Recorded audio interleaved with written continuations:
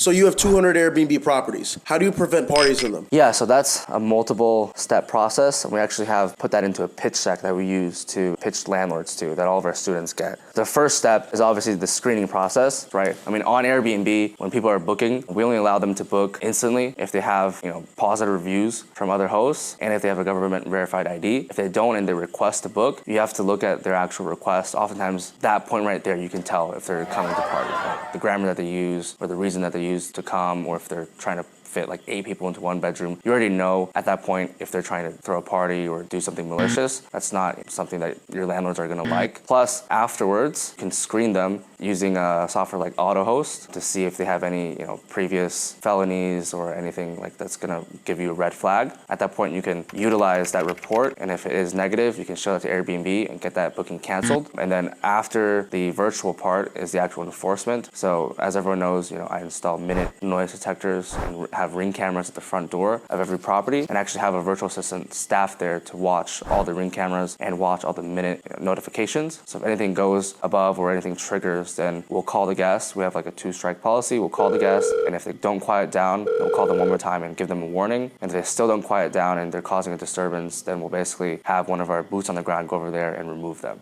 And while they're there, if the guest isn't cooperating, then we'll basically call police, cancel their booking on Airbnb. At that point, they're trespassing, and then remove them from the property. And pretty much every single time we've done that, the local authorities have sided with us. That way they don't actually have anything to show that they, can be at the property.